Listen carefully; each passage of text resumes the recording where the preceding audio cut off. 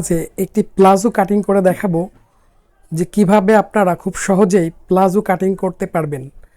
আমার এই ভিডিও দেখার পর আপনারা প্লাজো কাটিং করতে পারবেন খুব সহজেই।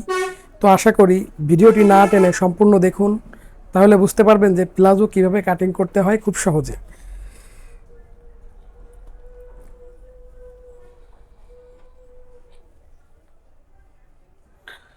প্রথমে আপনারা এই কাপড়টিকে ওপেন করে নেবেন।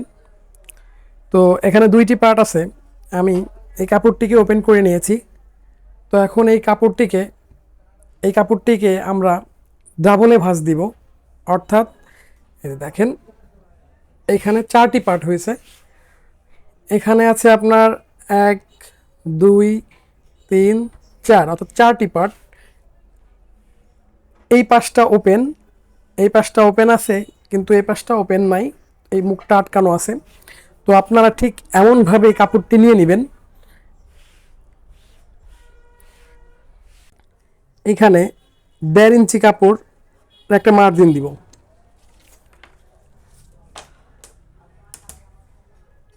তো সোজা করে একটা মার্জিন দিয়ে দিব 1.5 ইঞ্চি কাপড়ে।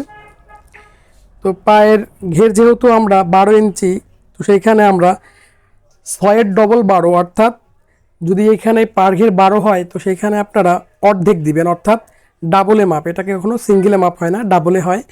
তো এখানে 12 আছে সেহেতু আমি 6 ইঞ্চি দিলাম। এখন বাড়তি 1 ইঞ্চি কাপড় সেলাই মার্জিন। তো এখান থেকে আমরা ঝুলের মাপ দেব। ঝুল হচ্ছে 38 ইঞ্চি। তো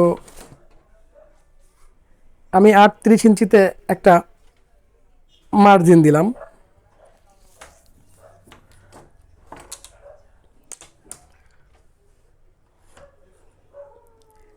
সোজা করে একটা দাগ দিব। তো যেহেতু কোমরে আমাদের চওড়া ইলাস্টিক হবে, তো সেজন্য আমরা এইখান থেকে 1.25 ইঞ্চিতে আরেকটা মার্জিন করছি। এখান থেকে 1.25 ইঞ্চিতে আরেকটা মার্জিন করছি। এটা হচ্ছে রাবারের জন্য, যে কাপড়টি বাড়তি লাগবে সেটার জন্য। এখন আমরা এই প্লাজোটির হাই কতটুক দিব, এটা একটা ভাববার বিষয়। তো দেখেন, যদি কারো বডি 34 হয়, তো 34-এর জন্য আমরা 29 ইঞ্চি হাই দিব বডি। যদি কারো বডি হয় 38 ইঞ্চি, তো তার জন্য আমরা 30 ইঞ্চি হাই দিব। যদি কারো 40-42 হয়, তো তার জন্য আমরা 31, বা এর থেকেও বডি যদি বেশি হয় তার জন্য 32 ইঞ্চি হাই দিব।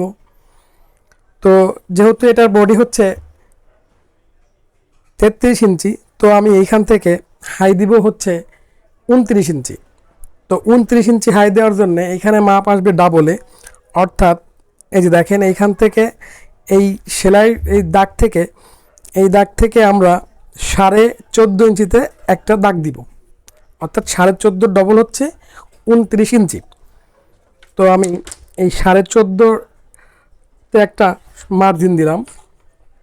এখন এইখানে আমরা কতটুকু লুজ কাটবো, তো দেখেন যে যেরকম মোটা বা কাবু বা যার যেরকম বডি তার উপর ডিপেন্ড করে এটা লুজ। তো এটা হচ্ছে 33 ইঞ্চি বডি। তো 33 ইঞ্চি বডির জন্য বেশি লুজের প্রয়োজন নাই। যদি 38 হয়, 40 হয়, 42 হয়, তো সেক্ষেত্রে এইখান থেকে আপনারা কাপড় কম বেশি করতে পারবেন। তো যেহেতু এই বডি 33 ইঞ্চি, তো 33 ইঞ্চির জন্যে আমি এইখান থেকে আমি 3 ইঞ্চি কাপড় একটা দাগ দিলাম। দেখেন এই কাপড় এইখান থেকে আমি এই 3 ইঞ্চিতে একটা দাগ দিলাম।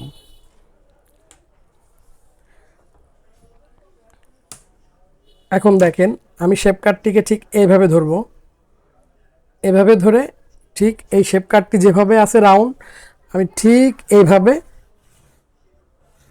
একটা রাউন্ড দিয়ে দিব। এভাবে সুন্দরভাবে একটা রাউন্ড দিয়ে দিব। আপনারা চাইলে হাত দিয়েও সুন্দরভাবে রাউন্ডটা দিতে পারেন। তো আমি এভাবে রাউন্ডটা দিয়ে দিলাম। এখন আমি এই শেপ কাটটিকে এইভাবে ধরবো, যেহেতু শেপ কাটে এইভাবে সুন্দরভাবে শেপ হয় না, তারপর উদাহরণ যেটুকু আসে আমি এভাবে আগে ধরবো। দেখেন রাউন্ড দেওয়ার জন্য এভাবে ধরবো, ধরার পর ঠিক এইভাবে শেপ কাটটিকে আরেকটু ঘোরাবো, এইভাবে ঘোরাবো যাতে শেপটা মিলিয়ে দেওয়া যায়।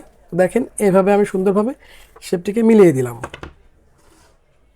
দেখছেন তো আমার এটা ড্রয়িং করা হয়ে গেছে। কিন্তু এখন আমি এই যে দাগ দিছি, এই দাগ অনুযায়ী আমি এইটাকে কাটিং করব।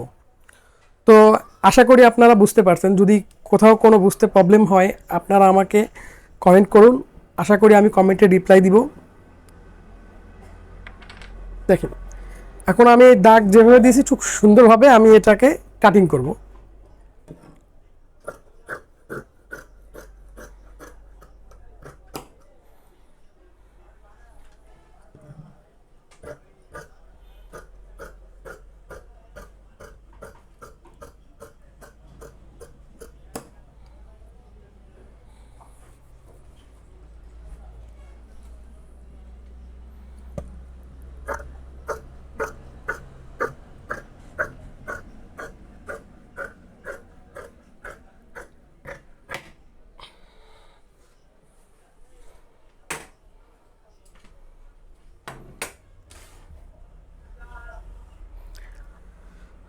তো দেখেন এই প্লাজোটা আমি কাটিং করছি খুব সহজেই। এটা কিন্তু আপনারা একবার এটা খুব সুন্দরভাবে দেখলেই কাটিং করতে পারবেন। এটা খুব সহজ একটি কাজ, কঠিন কোনো কাজ নয়।